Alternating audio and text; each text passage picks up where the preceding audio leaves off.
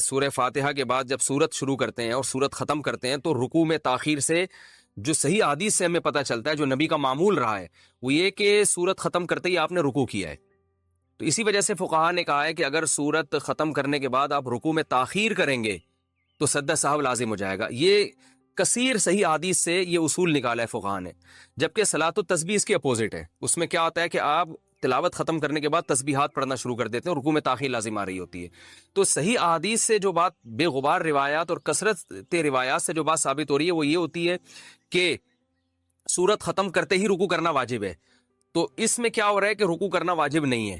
تو یہ اگینسٹ ہو رہی ہے نا ان صحیح احادیث کے. اس لیے بعض علماء کا موقف یہ ہے کہ اگرچہ ضعیف روایتیں ہیں، کثرت سے ہیں، درجہ حسن تک پہنچی ہوئی ہیں، مگر اس سے جو نماز کی کیفیت ثابت ہوتی ہے وہ متواتر جو روایتیں ہیں ان سے ثابت ہونے والی کیفیت کے خلاف ہے.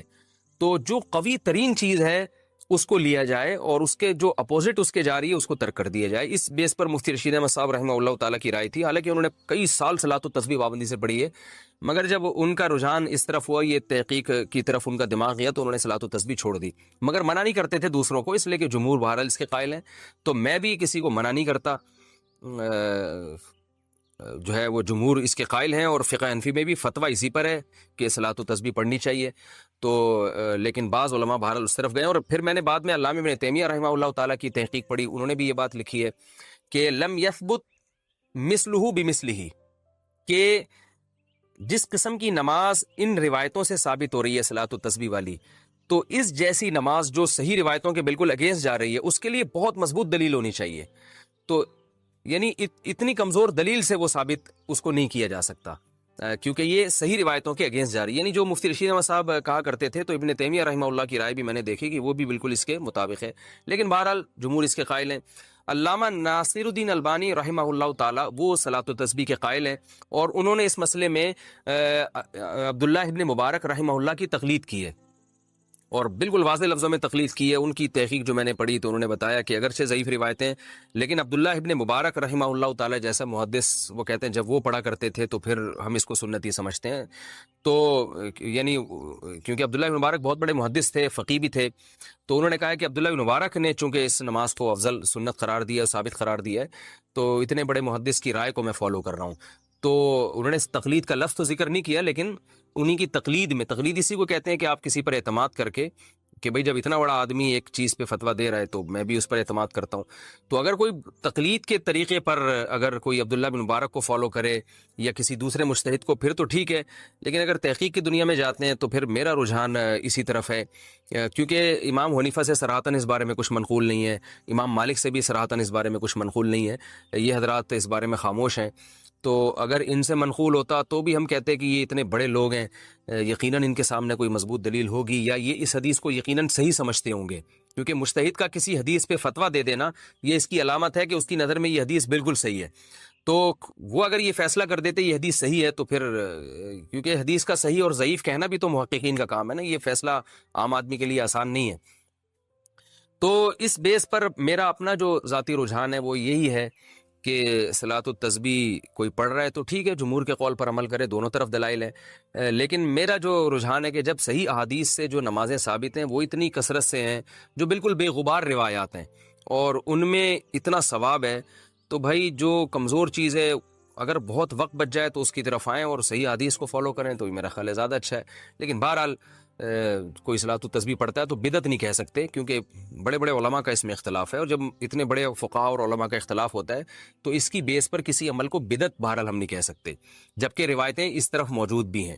تو اس لیے آپ جس کی بات کو فالو کرنا چاہیں، جس عالم کے قول پر عمل کرنا چاہیں، آپ کو اختیار ہے. اس میں دونوں رائے ہیں. باقی صلاۃ التسبیح میں ایک اور میں بات آپ سے عرض کروں کہ دیکھیں، نماز تو جمہور کا مذہب تو یہی ہے، فقہ حنفی میں بھی فتویٰ اسی پر ہے کہ صلاۃ التسبیح پڑھنا سنت ہے، اور بڑے بڑے علماء اس کے قائل رہے ہیں، جس کی ڈیٹیل میں نے آپ کو بتائی. باقی بعض لوگوں کا ایک مزاج بھی ہوتا ہے، میرا ایک اپنا ایک جو مزاج ہے، میں کہتا ہوں یار ایسی چیز کو لو جو بالکل بے غبار ہو. کیونکہ رسول اللہ صلی اللہ علیہ وسلم جو تھے تہجد کی نماز روزانہ پابندی سے پڑھا کرتے تھے، جن کیفیات کے ساتھ، 2 رکعتیں کر کے بھی، کبھی 4 رکعتیں کر کے بھی، اس میں آپ سورہ فاتحہ پڑھتے، پھر سورت ملاتے، پھر رکوع کرتے. تو یہ کیفیت تھی. تحیات کے بعد درود شریف اور دعا پڑھ کے سلام پھیرتے. اور اسی طرح اشراق کی نماز آپ نے بتائی، اوابین کی نماز بتائی، یہ بالکل بے غبار روایات سے ثابت ہیں، ان میں کوئی اختلاف بھی نہیں ہے۔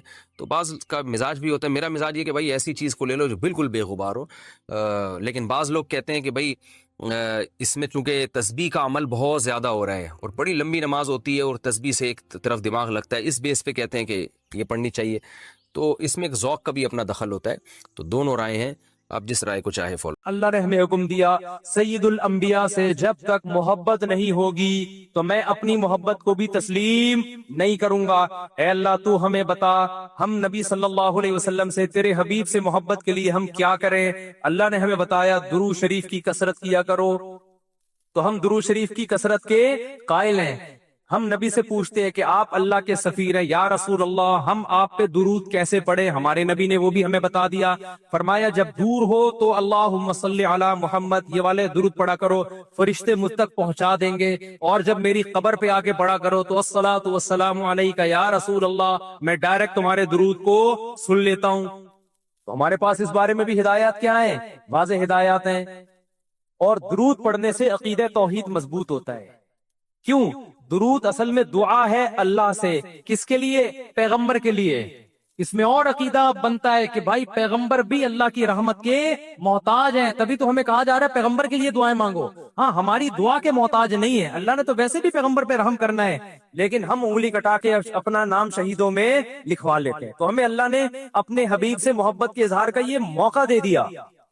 ہم جب پیغمبر سے پوچھتے ہیں یا رسول اللہ، ہر عبادت کے لیے کوئی خاص وقت ہوتا ہے جس میں اس عبادت کی فضیلت بڑھ جاتی ہے۔ روزہ عام دنوں میں رکھو 10 روز 3 روزوں کا ثواب، 10 نیکیوں 10 روزوں کا ثواب، رمضان میں رکھو گے تو ثواب بڑھ جائے گا۔ تو یا رسول اللہ ہم آپ پہ جب درود پڑھے تو کوئی ایسا دن ہے، کوئی ایسا ٹائم ہے جس میں درود پڑھنے سے ہمیں ثواب زیادہ ملے گا؟ آپ صلی اللہ علیہ وسلم نے فرمایا ہاں، جمعے کے دن درود پڑھنے کا ثواب، حدیث کا مفہوم ہے، عام دنوں سے زیادہ ہے۔ اس لیے ہمارے جتنے بھی اکابر ہیں وہ جمعے کے دن درود شریف کی کثرت کیا کرتے تھے۔ یا رسول اللہ آپ اللہ کے حبیب ہیں، اللہ نے قرآن میں حکم دیا ہے من یطع الرسول فقد اطاع اللہ، جو پیغمبر کو فالو کرے گا، پیغمبر کی بات مانے گا، وہ ایسے ہی ہے جیسے اللہ کی۔ تو آپ ہمیں بتائیے درود شریف ہم نے بلند آواز سے پڑھنا ہے یا آہستہ آواز سے؟ ہمارے نبی نے ہمیں تلقین کی کیسے؟ آہستہ آواز سے۔ یا رسول اللہ درود ہم نے انفرادی طور پہ پڑھنا ہے یا جتھے بنا کے پڑھنا ہے؟ آپ صلی اللہ علیہ وسلم نے فرمایا دیکھو آخر میں جنتی فرقہ ہوگا، وہ ہوگا جس پر میں اور میرے صحابہ کا عمل۔ صحابہ نے جتھے بنا کے درود کی محفلیں نہیں لگائی ہیں، جس صحابی کو جہاں موقع ملا انہوں نے کثرت سے پیغمبر پر درود پڑھا۔ ہم نے اپنے اکابر کو دیکھا ہے، اپنے علماء کو دیکھا ہے، آج بھی بزرگان دین کو دیکھا ہے، کوئی مسجد کو اس کے کونے میں بیٹھ کے تسبیح ہاتھ میں لے کے درود شریف پڑھ رہا ہوگا، کوئی مسجد کو اس کونے میں بیٹھ کے۔ میرے شیخ اور اپنے علماء مشائخ کو میں نے دیکھا ہے جب مسجد نبی میں جاتے ہیں 2-2 گھنٹے، 1-1 گھنٹے، 2.5-2.5 3-3 گھنٹے، عصر سے مغرب تک کا پورا ٹائم پیغمبر صلی اللہ علیہ وسلم کے روضہ رسول کے نبی کے روضے کے قریب سارا ٹائم درود شریف میں گزار دیتے ہیں۔ یہ وہ طریقہ ہے جو پیغمبر سے محبت کا اظہار کا اللہ نے آپ کو بتایا ہے۔ اے اللہ ہم اور کس طرح سے آپ سے محبت کا اظہار کر سکتے ہیں؟ اللہ نے فرمایا کہ جو پیغمبر سے محبت کرنا چاہتا ہے اسے پیغمبر کے اخلاق اور عادات اپنی زندگی میں لانے پڑیں گے۔ ہمارے پیغمبر صلی اللہ علیہ وسلم جب رات کو تہجد کے لیے اٹھتے تھے تو اس کا خیال کیا کرتے تھے کسی کی آنکھ نہ کھلے۔ جب رات کے وقت آپ گھر میں تشریف لاتے اتنا آہستہ آواز سے سلام کرتے کہ جو جاگ رہا ہے وہ جواب دے دے، جو سو رہا ہے اس کی آنکھ نہ کھلے۔ لیکن ہم پیغمبر سے محبت کا اظہار کیسے کرتے ہیں؟ موبائلوں کے سگنل کیا ہو گئے؟ بند۔ یہ محبت کا اظہار کا کیا ہے؟ اتنے بڑے بڑے جلوس، ناچ گانے اور جو میوزک، موسیقی اور تھرکنا اور پھڑکنا اور روڈ بلاک کر دینا، سیکیورٹی کے مسائل کا کھڑا ہو جانا گورنمنٹ کے لیے، اور کس قدر لوگوں کو تکلیف اور اذیت پہنچنا، تو یہ پیغمبر صلی اللہ علیہ وسلم کی سیرت بولو نہیں ہے۔ یا رسول اللہ ہم آپ سے محبت کے اظہار کے لیے کون سا حلوہ پکا سکتے ہیں؟ ہم نبی سے محبت، جب تک پیغمبر سے محبت نہ ہو ایمان قابل قبول نہیں ہے۔ لیکن محبت کا انداز وہ ہوگا جو اللہ کے رسول نے بتایا ہے۔ یا رسول اللہ ہم آپ کی یاد میں کون سا حلوہ پکائیں, کتنی بریانی کی دیگیں آپ کی یاد میں. نبی نے فرمایا جو مجھے یاد رکھنا چاہتا ہے وہ روزے رکھے, کیونکہ نبی صلی اللہ علیہ وسلم نے فرمایا, بخاری مسلم کی حدیث, بدترین برتن جو بھر جائے وہ انسان کا پیٹ ہے. یا رسول اللہ ہم کتنا کھائیں آپ کی یاد میں؟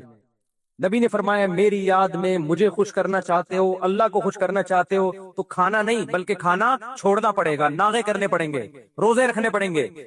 آپ نے فرمایا بہترین روزہ داؤد علیہ السلام کا روزہ ہے, ایک دن روزہ ایک دن ناغا, ایک دن روزہ ایک دن ناغا. نہیں آئی بات میرا خیال ہے سمجھ میں؟ پیٹ بھرنے سے منع کیا, موٹاپے سے منع کیا. نبی صلی اللہ علیہ وسلم نے فرمایا, بخاری کی حدیث, سب سے بہترین امت میری, پھر اس کے بعد خیر القرون قرنی ثم الذین یلونہم ثم الذین یلونہم. پھر آپ نے فرمایا اس امت میں برائی آئے گی. وہ برائی کیا ہوگی؟ زیادہ کھانا, جس کی وجہ سے موٹاپا پھیل جائے گا. بخاری مسلم کی حدیث ہے. کھانے سے پتلا ہوتا ہے, موٹا ہوتا ہے. نبی فرما رہے میری امت میں جو سب سے پہلے برائی آئے گی جھوٹ اور موٹاپا. یہ بخاری کی حدیث ہے. ایک موٹاپا وہ ہوتا ہے جو نیچرلی ہوتا ہے, بہت سے اللہ والوں کو بھی ہم نے دیکھا ہے وہ بائی نیچر موٹے ہوتے ہیں, بھاری ہوتے ہیں, اس سے یہ کوئی گناہ نہیں ہے, وہ صحابہ کرام میں بھی تھے.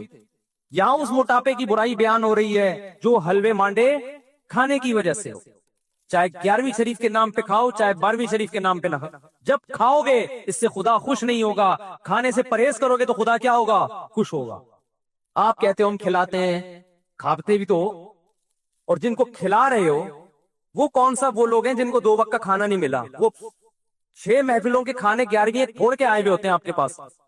ہم فراق یار میں گھل گھل کے ہاتھی ہو گئے, اتنے گھلے رستم کے ساتھی ہو گئے. یار کا فراق, یار کی جدائی, اس میں گھل گھل کے عاشق موٹا ہوتا ہے کہ دبلا ہوتا ہے؟ بولو نا, دبلا ہوتا ہے. لیکن شاعر کہہ رہا ہے آج کا جو عاشق ہے وہ یار کی جدائی میں گھل گھل کے ہاتھی ہو رہا ہے, بجائے پتلے ہونے کے کیا ہو رہا ہے؟ موٹا ہو رہا ہے. اتنا گھلتا ہے کہ رستم پہلوان کا ساتھی بن جاتا ہے. اسلام میں بھوکا رہنا سنت ہے, پھوڑنا پھاڑنا کھانا پینا یہ سنت نہیں ہے. 40 دن نبی کے گھر میں چولہا نہیں جلا, اور اگر آپ کھاتے ہو کھاؤ, مذہب کا لیبل مت لگاؤ اس پہ.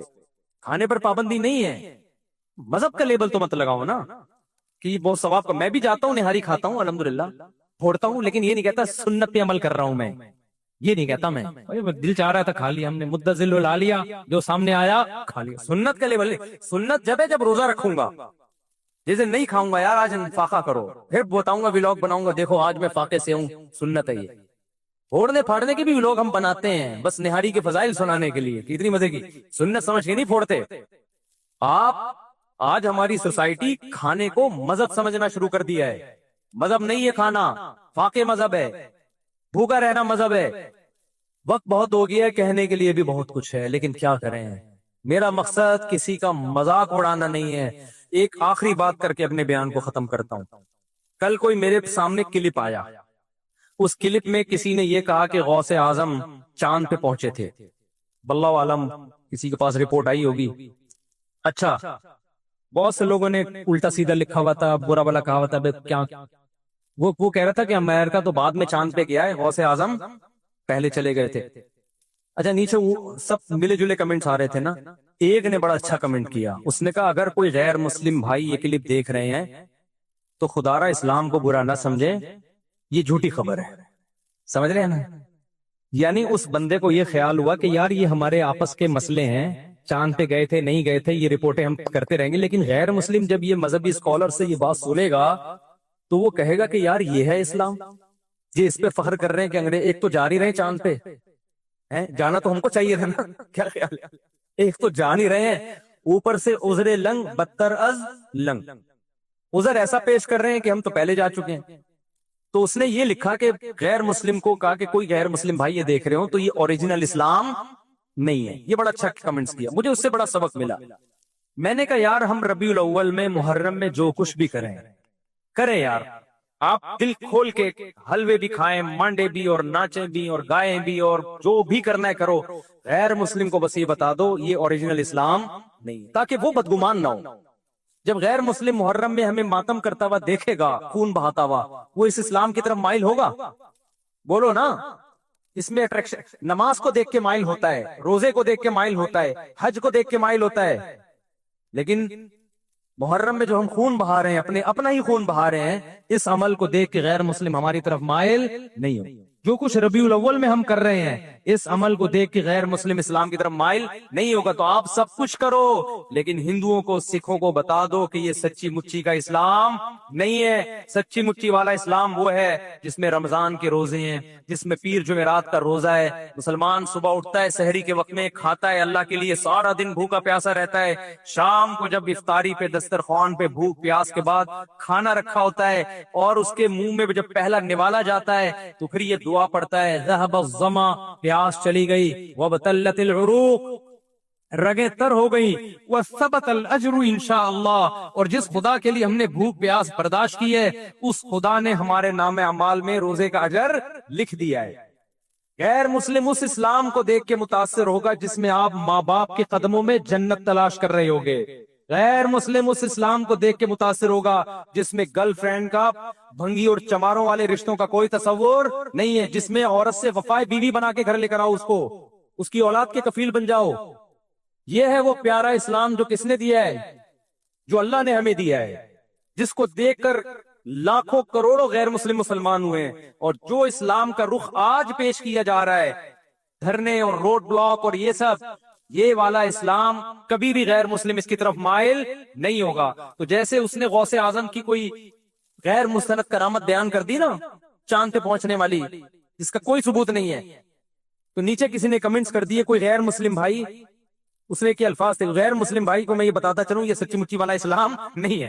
تو آپ جو کچھ بھی کریں ایک بورڈ لگا دیں، بھائی یہ ہمارا اپنا اسلام ہے، یہ سچی مچی والا اسلام نہیں ہے. سچی مچی والے اسلام میں قبر ایک بالے سے اونچی نہیں ہوتی. سچی مچی والے اسلام میں قبریں پکی نہیں ہوتی. سچی مچی والے اسلام میں حلوے مانڈے نہیں ہوتے. پوری دنیا کے ڈاکٹر اس پر متفق ہیں کہ میٹھا کھانا انسان کی صحت کے لیے انتہائی نقصان دہ ہے. میں کینسر کے اسپیشلسٹ سے ملا ہوں، ان کا کہنا ہے کہ سگریٹ اتنی نقصان دہ نہیں ہے جتنے حلوے نقصان دہ ہیں.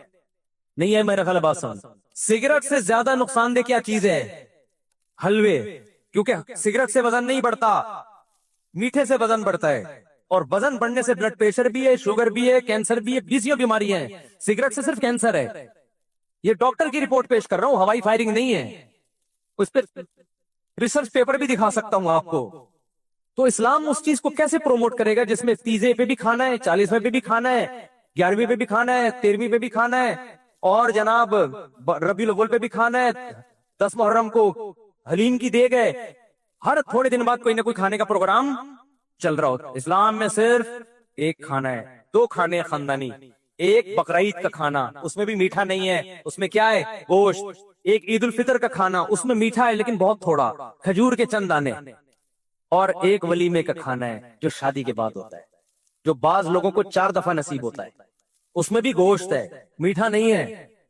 اس میں بھی اولم بلو بشات، نبی نے فرمایا ولیمہ کرو اگرچہ بکرے کے ذریعے کیوں نہ ہو، ایک بکری کیوں نہ ہو. اسلام ایسی خوراکوں کو پروموٹ ہی نہیں کرتا جسے کھا کے آپ چوڑے ہو جائیں. گوشت کھا کے چوڑا نہیں ہوتا آدمی، موٹا نہیں ہوتا، کاربوہائیڈریٹ کم ہے اس میں. اور آپ میٹھے کو فوکس کر رہے ہو. یہ والا کہ میرے پاس تو مٹھائی کے ڈبے لا کے نا لوگوں نے، جو آ رہا ہے مٹھائی کا ڈبہ لے کے آ رہا ہے گفٹ میں. میں پہلے گھر میں دیتا تھا، بچے کھاتے تھے، اب میں نے گھر میں دینا بھی چھوڑ دیا. میں نے کہا میں اپنے بچوں کو کیوں تباہ کروں اپنے ہاتھوں سے یار. لڈو کھا کے لڈو جیسے بن جائیں گے وہ. ہم نے اپنے بچوں کو فوکس کیا انڈے کھاؤ، گوشت کھاؤ، دودھ پیو. میٹھے کو میں پروموٹ نہیں کرتا گھر میں زیادہ، سمجھتے ہو. اور ہمارے یہاں مشہور کیا کھانے کے بعد میٹھا کھانا سنت ہے. وہ پٹانگ باتیں کر رہے ہو یار تم. کھانے کے بعد کھانا ہی کہاں سنت ہے کہ اس کے بعد میٹھا کھانا بھی سنت ہو. تو جو قدرتی طور پر موٹے ہوتے ہیں وہ تو بڑے بڑے بزرگان دین ہیں، وہ تو قدرت کی طرف سے. بعض صحابہ کا جسم بھی بھاری تھا، لیکن خوب سمجھ لو کھا کے جو موٹا ہو رہا ہے اللہ اس کے رسول صلی اللہ علیہ وسلم کو وہ پسند نہیں ہے. صحیح حدیث، آپ نے ایک شخص کو دیکھا جن کا پیٹ نکلا ہوا تھا، بھاری جسم تھا. آپ نے فرمایا لو کان ہادا فی غیر ہادا لکان خیرن، کما قال صلی اللہ علیہ وسلم. فرمایا جو خوراک تم نے کھائی ہے نا، جو پیسہ خرچ کیا ہے، کسی اور جگہ پہ خرچ کرتے تو اچھا تھا. تو اس لیے میرے بھائی خدا کے لیے اسلام کو بدنام بولو مت کرو. روزے رکھو، تہجد پڑھو، کم کھاؤ، بھاگو دوڑو. صحابہ کرام کی جو ایکٹیویٹیز تھی وہ یہی تھی. صدقہ خیرات کرو چھپ کے. دیگوں کو فوکس مت کرو، دیگ سے غریب کو فائدہ نہیں ہوتا، منہ دیگ جیسا ہو جائے گا وہ غریب بھی. اس کے پاس تو علاج کے پیسے بھی نہیں ہے، چپکے سے لے جا کے غریب کو صدقہ کر دیا کرو، ایسے دائیں ہاتھ سے دو، بائیں کو بھی پتہ نہ چلے، اس کو بولو بھائی یہ پیسے ہیں، اب تیری جو ضرورت ہے اس سے پوری کر، اور اگر وہ کہے مجھے کھانا ہی چاہیے تو دیکھ کے بجائے گھر میں راشن ڈلوا دو، کیا کر لو، چپکے سے لے جا کے راشن ڈلوا دو اس کے گھر میں، دکھا کے بھی ڈلوا سکتے ہو تاکہ لوگوں کو ترغیب ہو، لیکن راشن ڈلواؤ، پیسے دو، بکروں کو فوکس مت کرو، دیگوں کو فوکس مت کرو۔ اللہ دیگ بننے سے پہلے ہمیں ان باتوں کو سمجھنے کی، تو یعنی اس سے پہلے کہ ہم خود دیگ جیسے بن جائیں، اللہ ہمیں ان باتوں کو سمجھنے کی توفیق عطا کہ وہ شخص اسلام کی مٹھاس چکھ لے گا، اسلام کا ذائقہ چکھ لے گا، جو اس بات پہ راضی ہو گیا کہ اللہ میرا رب ہے، اسلام میرا دین ہے، اور محمد صلی اللہ علیہ وسلم میرے نبی ہیں۔ دیکھیے اس حدیث میں یہ نہیں فرمایا کہ جو ایمان لایا کہ اللہ میرا رب ہے، اسلام میرا دین ہے اور نبی میرے نبی ہیں، یہ نہیں، مر رضیہ، جو اس پہ راضی ہو۔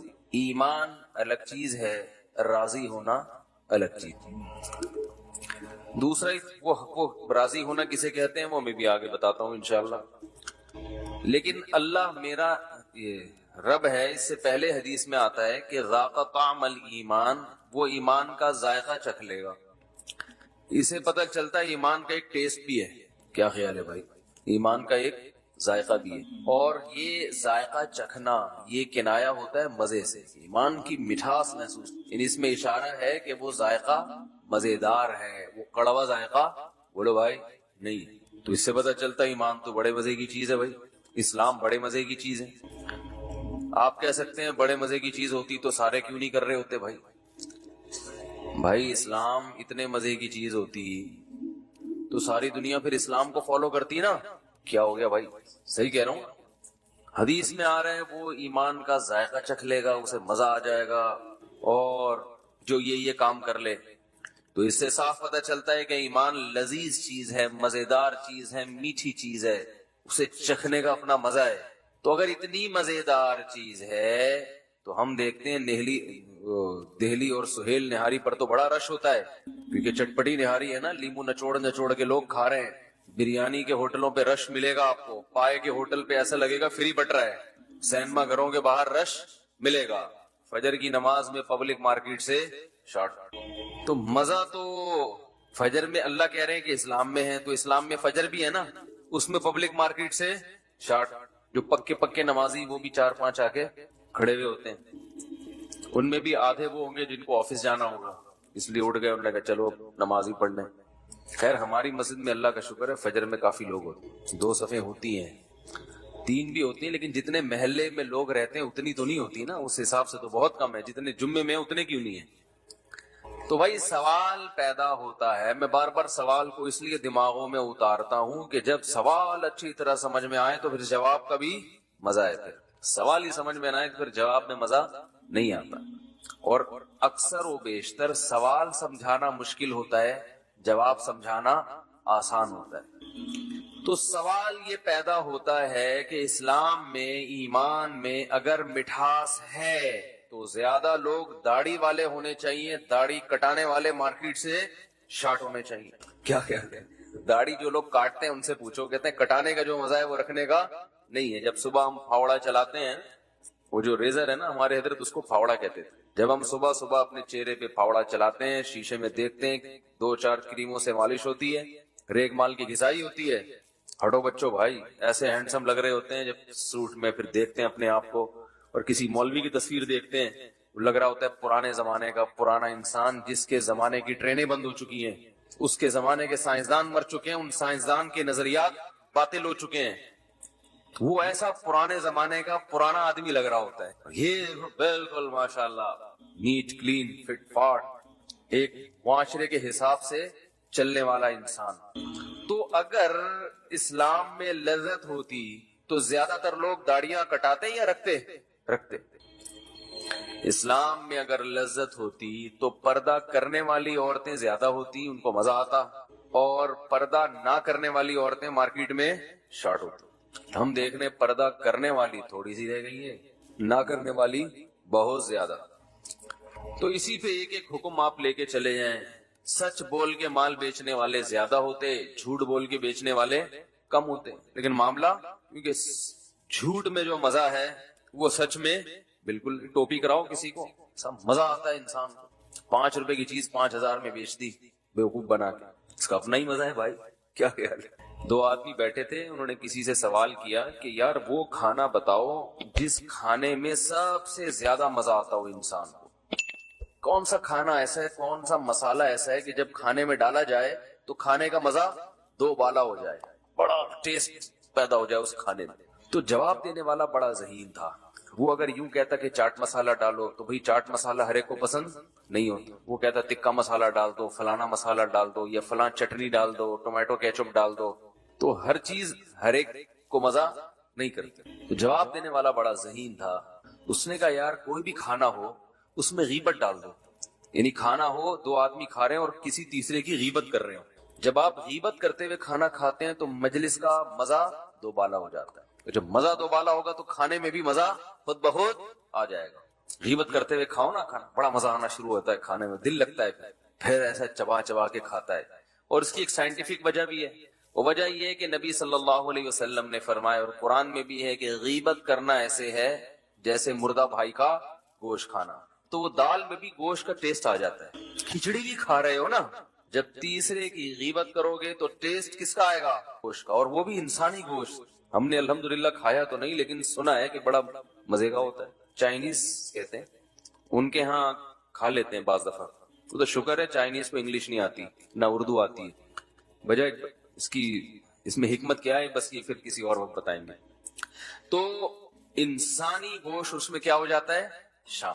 چائے پی رہے ہو نا، جتنا مرضی میٹھا ڈال لیں مزہ نہیں آتا. چائے پیتے ہوئے کسی تیسرے کی غیبت شروع کر دیں تو ہوگی چائے، مزہ گٹکے کا ہوگا. اس میں حقیقت ہے ہوگی وہ چائے مگر مزہ کس کا ہوگا؟ گٹکے کا آئے گا. بیماریاں بھی گٹکے والی نہیں ہوں. یعنی 2 مزے ہو گئے نا ایک ٹکٹ میں.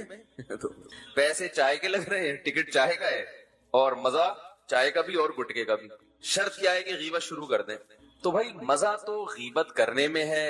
حالانکہ اسلام غیبت کرنے کا حکم دیتا ہے یا غیبت سے بچنے کا حکم دیتا ہے. تو بچنے کا حکم دے رہا ہے تو ادھر کہا جا رہا ہے کہ اسلام میں مٹھاس ہے. تو یہ کیا مسئلہ ہے کہ کیسی مٹھاس ہے بھائی کہ نہ نماز پڑھنے کا انسان کا دل کرتا ہے، چھوڑنے میں مزہ آتا ہے.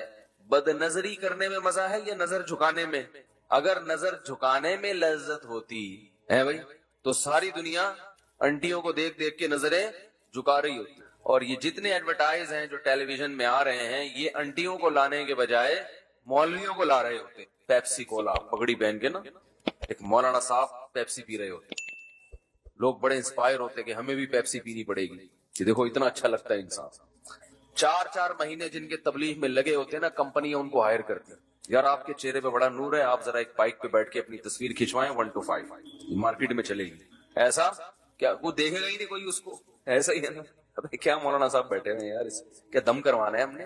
کیا 1 to 5 والوں نے کوئی روحانی علاج کا کوئی ادارہ کھول لیا ہے؟ تو اس میں لڑکیوں کو بٹھایا جاتا ہے کیونکہ لوگوں کو مٹھاس کس میں محسوس ہوتی ہے؟ عورت کو دیکھنے. تو وہ انٹی کے بہانے بائک بھی دیکھ لیتے ہیں.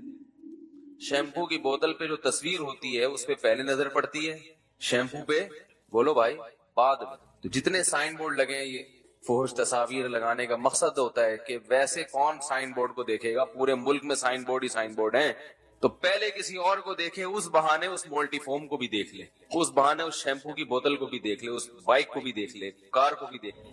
تو اللہ تعالی نے اسلام میں مٹھاس رکھی، مگر سوال یہ پیدا ہوتا ہے وہ مٹھاس ہمیں گناہوں میں محسوس ہوتی ہے، اسلام میں محسوس نہیں ہوتی. اس کی وجہ نبی صلی اللہ علیہ وسلم نے بیان کی. وجہ نبی صلی اللہ علیہ وسلم نے جو بیان کی وہ یہ بیان کی کہ مر رضی باللہ ربا، یہ مٹھاس ہر ایک کو محسوس نہیں ہوگی. داڑھی کا مزہ، نماز کا مزہ، نظر جھکانے کا مزہ، ایمانداری کا مزہ، تقوی والی زندگی کا مزہ، یہ مزہ ہر ایک کو محسوس نہیں ہوگا. یہ اس کو محسوس ہوگا جس کی زبان کا ذائقہ ٹھیک ہو. جو دیکھو جو کلر بلائنڈ ہوتا ہے نا، اسے کالا بھی، اسے جو ہے وہ لال بھی سفید نظر آتا ہے یا کالا نظر آتا ہے. تو وجہ اس کی یہ نہیں ہے کہ وہ لال رنگ کالا ہو گیا یا سفید ہو گیا ہے، وجہ اس کی یہ ہے کہ اس کی آنکھیں کیا ہو گئی ہیں؟ خراب ہو گئی. تو آپ صلی اللہ علیہ وسلم نے فرمایا مر رضی باللہ ربا، ہم لوگ اللہ اس کے رسول پر ایمان لائے ہیں، دل سے راضی نہیں ہوئے۔ راضی ہونے میں اور ایمان میں کیا فرق ہے؟ دیکھو یہ فرق ہے کہ آپ کسی کی خدمت کرتے ہیں اس لیے کہ اس کی آپ کو تنخواہ ملتی ہے، خدمت تو آپ کریں گے لیکن اس خدمت میں آپ اس پہ خوش نہیں ہوں گے۔ جہاں آپ کو یہ خطرہ ہوا کہ تنخواہ نہیں ملے گی، آپ کام چھوڑ کے بولو بھائی بھاگ جائیں گے۔ آپ کو ایک گڑھا کھودنے کے لیے کام پہ لگایا ایک مزدور کو اور کہا کہ بھائی ایک دن کی میں 1000 روپے دہاڑی دوں گا۔ آپ نے گڑھا کھودا اور آپ کو یہ اندازہ ہو گیا کہ یہ دہاڑی پی جائے گا، یہ مجھے 1 روپیہ بھی نہیں دے گا، آپ کرو گے کام آگے؟ بالکل نہیں کرو گے، چھوڑ کے بھاگ جاؤ۔ آپ اس لیے کر رہے تھے کہ اس کا آپ کو معاوضہ ملنے والا تھا۔ اور ایک مزدور وہ ہے، ایک خدمت گزار وہ ہے جو آپ کو خوش کرنے کے لیے کام کر رہا ہے، اس کو آپ سے محبت ہے، وہ تلاش کر رہا تھا کہ کسی دن آپ کی خدمت کا موقع ملے، موقع مل نہیں رہا تھا کیونکہ وہ آپ سے محبت کرتا ہے۔ لوگ کہتے ہیں نا بھائی کبھی ہمیں بھی تو کسی کام کا کہہ دیا کرو، ہم کیا غیر ہیں؟ یہ کہنے والا ملازم نہیں ہوتا، کوئی کمپنی کا امپلائی نہیں ہوتا کہ وہ مینیجر سے کہہ رہا ہوں سر ہمیں بھی کبھی کوئی کام کہہ دیا کرو، وہ کہتے ہیں سر چھٹی چاہیے، آپ کبھی چھٹی نہیں دیتے، یہی کہے گا نا وہ، سر کبھی ہمیں بھی چھٹی دے دیا کریں، سر اس سے بھی تو کچھ کام لے لیا کریں، ہم ہی سے سارا کام لیتے ہیں۔ یار دیکھو مختلف اداروں میں یہی شکایتیں ہوتی ہیں، یار کام سارا میں کرتا ہوں، پیڑے وہ کھا رہا ہے، یہی ہوتا ہے نا بھائی، کام سارا کون کرتا ہے؟ میں کرتا۔ بہویں کیا کہتی ہیں؟ 5-6 بہویں ایک گھر میں اگر اتفاق سے ہوں تو ویسے وہ اسرائیل ہے، پھر اس کا مطلب ہے وہ ملک کیا ہے؟ وہ اسرائیل ہے، جنگ ہو رہی ہے، وہ متنازع ہے، وہ کبھی بھی مسئلہ حل، جس گھر میں اتنی ساری بہویں اور ساس اکٹھی ہوں تو وہ مسئلہ کشمیر کی طرح کبھی بھی حل نہیں ہو، اور اقوام متحدہ بھی اس مسئلے میں دلچسپی نہیں لے گی۔ حقیقت بتا رہا ہوں، وہ فلسطین کا مسئلہ ہے اور وہ کشمیر کا مسئلہ ہے، اس میں یونائٹڈ نیشن بھی پیچھے ہٹے گی، بھائی یہ بہت خطرناک مسئلہ ہے، اس میں ہمیں ذرا بھی دلچسپی، اس سے ہم ٹوٹ بھی سکتے ہیں۔ تو اب وہاں کیا ہوتا ہے کہ اکثر پھڈے بہویں میں آپس میں ہو رہے ہوتے ہیں، کام سارا میں کرتی، تعریفیں اس کی ہوتی ہیں بھائی ہم تو خدمت کر کر کے تھک گئے، لیکن آج تک ساس کے منہ سے 2 بول ہماری تعریف میں نہیں نکلے۔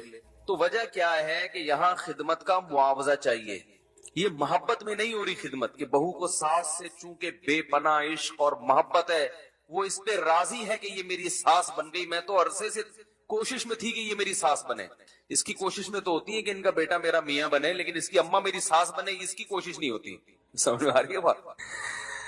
یعنی خواتین کی کوشش یہ تو ہوتی ہے یہ میرا میاں بن جائے تو کتنا اچھا ہو، لیکن اس کی بہنیں میری نند بنے، نندی کہتے ہیں نا شوہر کی بہن کو، اور اس کی اماں میری ساس بنے، یہ کسی عورت کی خواہش نہیں ہوتی۔ لیکن اتفاق سے کوئی ایسی خاتون پیدا ہو گئی جو اس کوشش میں تھی کہ یہ عورت اتنی اچھی ہے، کاش یہ میری ساس بن جائے، اس کا بیٹا میرا میاں بنے نہ بنے، اصل چیز کیا ہے کہ یہ میری ساس بن جائے۔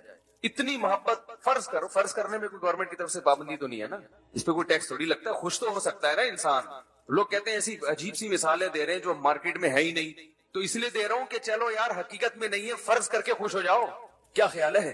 مثالیں تو اور بھی ہیں میرے پاس، وہ مثال جو ہماری ڈپریشن میں کمی کا ذریعہ بنے وہ سب سے بہترین مثال ہوتی ہے، اس میں بھی ایک ٹکٹ میں مثال کی مثال ہو کر سکون بھی مل گیا۔ تھوڑی دیر کے لیے تصور کر لو کہ کسی بہو کو ایک عورت سے بڑی محبت ہو گئی، اس کی نورانیت اور اس کی عبادت دیکھ کے اور ویسے ہی اس کے اخلاق دیکھ کے، اور اب اس کو اس کے بیٹے سے شادی اس لیے نہیں کر رہی کہ اس کا بیٹا میرا شوہر ہو، بلکہ اس لیے کر رہی ہے کہ اس کی ماں میری کیا بن جائے؟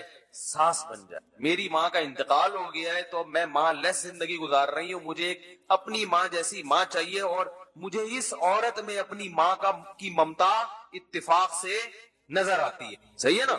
اب اس کو جب اس نے ساس بنایا تو کوشش میں تھی کسی طرح مجھے اس کی خدمت کا موقع ملے، تو اس ساس کو ہم کہیں گے کہ یہ اپنی ساس پہ راضی ہے، یعنی اس پہ راضی ہے کہ یہ میری ساس بنے، اس پہ خوش ہے، یہ سمجھ رہے ہیں، اس پہ یہ خوش ہے، مطمئن ہے، اسی کے حصول کے لیے تو اس نے نکاح کیا اس کے بیٹے سے۔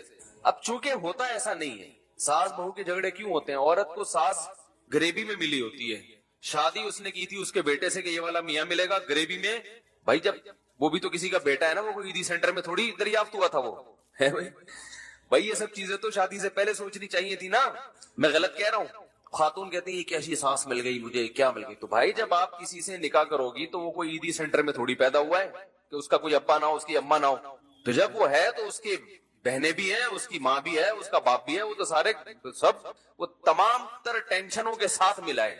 تو یہ پہلے سوچنا چاہیے شادی سے کہ نکاح جب ہوگا تو تمام تر ٹینشنیں گریبی میں وہ ضمن آئیں گی. اور مرد کو بھی سوچنا چاہیے کہ یہ جو لڑکی مجھے ملی ہے اس کے بھائی بھی مجھے غریبی میں بطور سالے ملیں گے, چاہے آپ ان سے راضی ہو یا نہ ہو. پھر وہ کہہ رہا ہے یار یہ کیا اس کے بھائی بھی ہیں, یہ تو مجھے یوں کرتے. تو یہ تو پہلے سوچنا تھا. کوئی عیدی سینٹر سے تھوڑی کسی لڑکی کو اٹھا کے لائے ہو, تو اس کا ابا بھی ہوگا. جہاں آپ اپنے ابا سے اپنی بیگم کو ڈراؤ گے تو بیگم اپنے ابا سے بھی آپ کو ڈرائے گی. نہیں, تو نیچرل ہے بھائی. تو اب یہاں جو میاں بیوی ایک دوسرے کو مل رہے ہوتے ہیں تو وہ ایک دوسرے سے راضی ہوتے ہیں, یعنی خوشی سے ملے ہوتے ہیں. لیکن ایک دوسرے کے جو رشتے دار ہیں ان پر ایمان تو ہوتا ہے, رضا نہیں. ایمان اس لیے کہ بھائی وہ اس نے برتھ سرٹیفکیٹ دکھا دیا, نادرا کا ہے وہ سرٹیفکیٹ دکھا دیا, ثابت کر دیا کہ میرے ابا ہیں.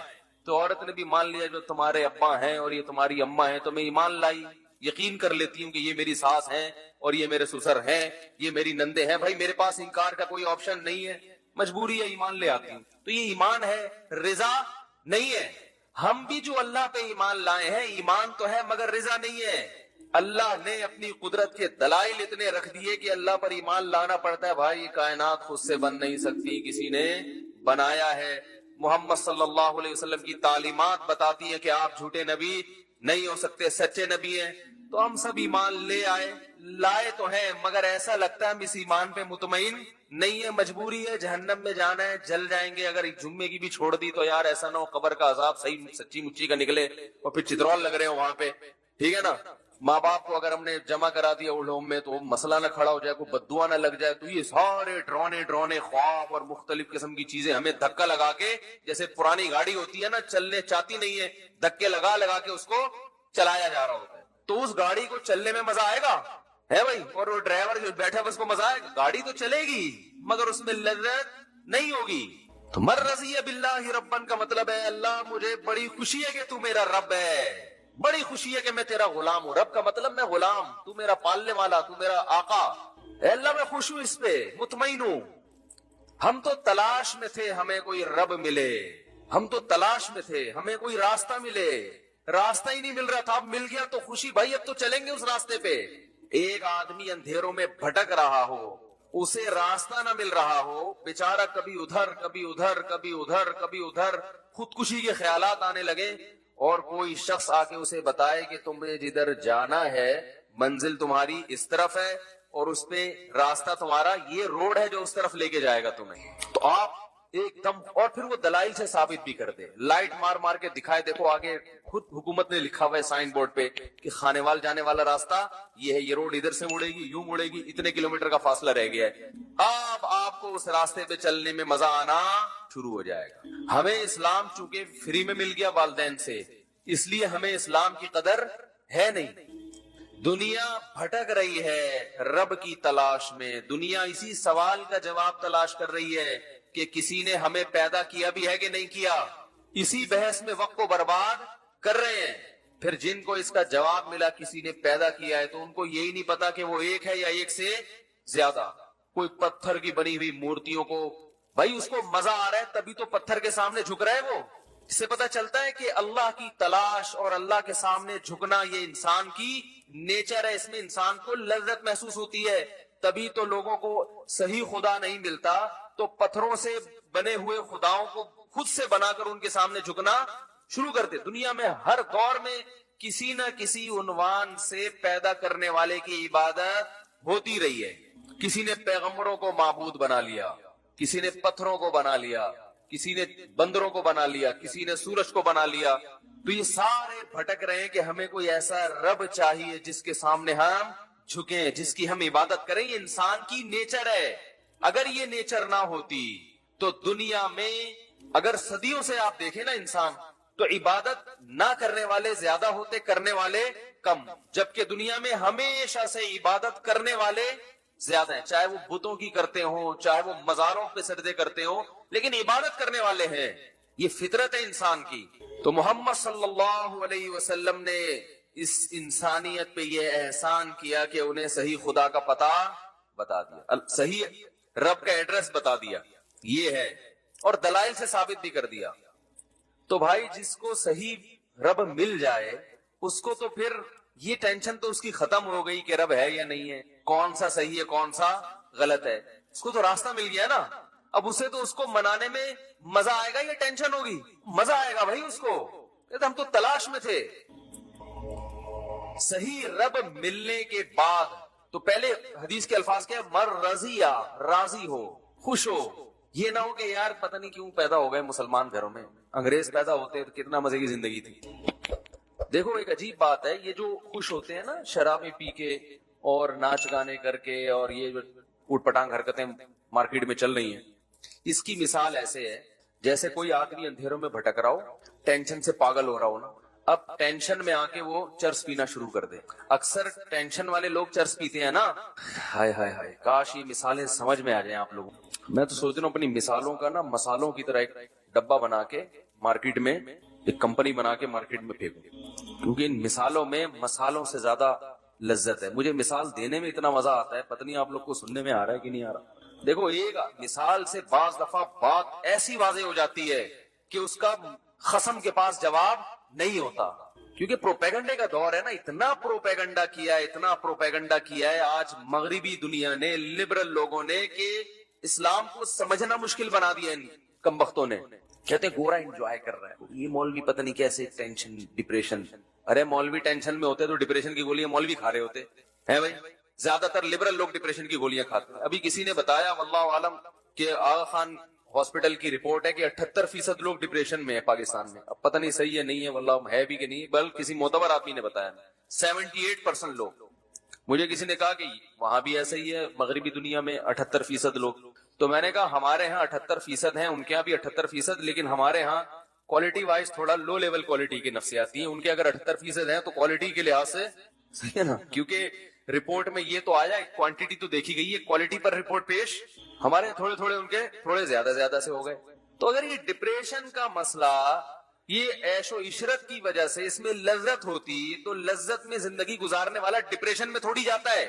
ڈپریشن میں تو وہ جائے گا جو لذت سے زندگی نہیں گزار. تو نماز پڑھنے والے کو ڈپریشن ہونی چاہیے, داڑھی رکھنے والے کو اسٹریس میں جانا چاہیے, نظر کی حفاظت کرنے والے کو چاہیے کہ دماغی پاگل ہو جائے وہ تھوڑے دنوں میں, شراب سے بچنے والے کو چاہیے کہ اس کے اوپر کی سیٹنگ, بولو نا یار کیا ہو گیا آپ لوگ کی سیٹنگ ماشاءاللہ فٹ فاٹ ہے, بہترین ہے, تو بولنا پڑے گا آپ کو. ہونا یہ چاہیے کہ جو شراب سے بچ رہا ہے وہ ڈپریشن میں جا کے پاگل ہو جائے, جو چرس نہیں پی رہا وہ ڈپریشن میں جائے, کیونکہ وہ تو ٹینشن میں ہے نا.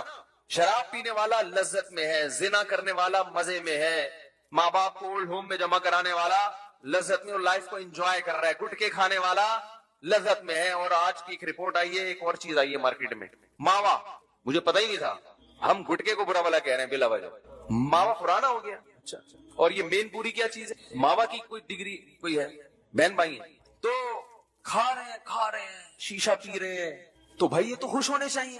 اگر اس میں واقعی لذت ہے, اس میں مزے ہیں, تو بھائی ان کو تو جو فلمیں دیکھنے والے, سینما گھروں میں جانے والے, لائف بہت مزے کی ہنسی ایسی انجوائے کرنا چاہیے ان کو. وہ فلم بھی دیکھ رہے ہیں بھائی, ان کو تو زیادہ مزہ آنا چاہیے. تو میں ان مزوں کی حقیقت آپ کو ذرا 2 منٹ میں بیان کرتا ہوں. یہ ایسے ہے میرے بھائی, جو راستہ بھول گیا, منزل ہی نہیں پتا, بھٹک رہا ہے, تو ٹینشن میں آتا ہے, تو اب اس کے پاس ٹینشن کو ختم کرنے کے لیے چرس کے علاوہ کوئی راستہ نہیں ہے. آپ نے جانا تھا لاہور, بائی روڈ نکلے آپ, راستہ بھول گئے, اور ایسا بھولے کہ یہ بھی بھول گئے کہ جانا کہاں ہے. ایک تو راستہ بھولتا ہے انسان کہ چلو لاہور جا رہا تھا لیکن لاہور کا راستہ بھول گیا, کوئی بتا ہی نہیں رہا کمبخت, کوئی مل نہیں رہا بندہ, نہ کوئی سائن بورڈ ہے, بھٹکتا ہے یار, ادھر جانا ہے, کوئی کہہ رہا ادھر جانا ہے, کوئی کہہ رہا ادھر جانا ہے, کوئی کہہ رہا ادھر جانا ہے. اب آپ پریشان ٹینشن میں فون کرو گے نا بار بار, کبھی کہاں فون کرو گے بھائی, میں گاڑی میں راستے میں ہائی وے پہ کھڑا ہوا ہوں, بچے میرے ساتھ ہیں, گھر والے میرے ساتھ ہیں, گاڑی کا پیٹرول بھی ختم ہو سکتا ہے اور ڈاکو بھی آ سکتے ہیں, مجھے راستہ بتاؤ, میں یہاں کے لیے تھوڑی, میں تو صحرا میں کھڑا ہوا ہوں. کیسی ٹینشن میں ہوگے نا آپ, پاگل ہونے شروع ہو جاؤ گے ٹینشن سے. یہ ٹینشن خدا کی قسم کم ہے. اس سے بڑی ٹینشن یہ کہ راستے میں آ کے آپ یہی بھول گئے کہ میں جا کہاں رہا تھا. تو اب آپ کے ذمہ 2 کام ہے. پہلے تو یہ کہ ادھر ادھر سے پوچھو بھائی میں نکلا کہاں کے لیے تھا, میں تو بھول ہی گیا. پھر نکل جہاں جا رہا تھا, پھر اس کا راستہ پتہ چلے کہ وہ ہے راستہ, وہ کہاں ہے. ہائے ہائے ہائے ہائے ہائے, بہت مشکل ہے بھائی. اس زمانے میں کسی کو اونٹ پہ کو رکشے میں بٹھانا آسان ہے, کسی کو صحیح بات سمجھانا بڑا مشکل. تو 2 چیزیں ایسی ہیں اب تو آپ ڈبل ٹینشن میں نا, اب آپ روڈ پہ گھوم رہے ہو, تو ایسے موقع پہ انسان کیا کرتا ہے, یار تھوڑا چائے پیتے, تھوڑا ٹینشن کیا ہوگی ہے بھائی, کم ہوگا. اور زیادہ ٹینشن میں آؤ گے, سگریٹ. نئی بی پی, وہ کہتے ہیں یار اب یہ 1 دن 2 دن 10 سال ہو گئے اسی ٹینشن میں یہاں گھوم رہے ہیں, تو چلو یار کوئی سٹا لگاؤ, سکون حاصل کرو. ہر وہ چیز جو اس کی لذت کا سامان بنے گی, وقتی طور پر ان تمام لذتوں کو حاصل کرنے کی کوشش کرے گا ٹینشن ختم کرنے کے لیے. تو ختم کرنے کی ضرورت اسی کو ہوتی ہے جس کو ٹینشن ہونا. تو ان چیزوں میں اگر لذت ہوتی تو بھائی ان چیزوں سے ٹینشن بڑھتی نہیں بلکہ ختم ہوتی, اور یہ ان کو ضرورت نہ ہوتی جو پہلے سے ٹینشن میں ہے. اس لیے اللہ نے بتایا کہ جس کو اللہ کا پتہ چل گیا اور اس پہ خوش بھی ہے, وہ راضی ہے, مطمئن ہے کہ بس وہی میرا رب ہے اور اسلام میرا دین ہے. اور اسلام جو بتایا ہے ہم نے, کس نے, محمد صلی اللہ علیہ وسلم نے. تو محمد صلی اللہ علیہ وسلم جو اسلام بتائیں گے اس کو مانوں گا, اور جو بدعتی لوگ اپنے طریقے سے اسلام بتا رہے ہیں اس کو میں قبول نہیں کرتا, کیونکہ اسلام کو ڈیفائن کرنے والے بھی درجنوں لوگ ہیں نا. تو محمد صلی اللہ علیہ وسلم کا لایا ہوا اسلام تو فالو کروں گا, باقی کسی کا نہیں. اس چیز پہ جب اطمینان ہو گیا, اس کا مطلب اسے منزل بھی پتا چل گئی اور اسے راستہ بھی پتا چل گیا, ہر چیز اسے پتا چل گئی, تو اس میں اب اس کو مزہ آ رہا. اب یہ گاڑی بھگائے گا 5ویں گیئر میں, سمجھ رہے. اب یہ دائیں بائیں کوئی پیپسی لے کے کھڑا ہوا ہے, کوئی چائے لے کے, ہٹا یار پہنچنا ہے, ہوتا ہے نا. ہاں جب تھک جائیں گے چلتے چلتے, راستے میں کہیں اسٹے ہوا تو گریوی میں دودھ پتی بھی چلے گی, پان بھی چلے گا, گٹکا بھی چلے گا, لیکن یہ اصل مقصد نہیں ہے. اسٹے تو کرتے ہیں نا, 4-5 گھنٹے کے بعد جا کے تھوڑا اسٹے ہو گیا, چلو بھائی تھوڑا سا واش روم میں ہو کے آ جاؤ, ٹھیک ہے. تو اسٹے تو اسلام نے بھی دیا ہے نا. 5 وقت سارا دن نمازیں پڑھنے کا تھوڑی کا ہے, فجر پڑھو اب چلو گھر جاؤ, شاباش.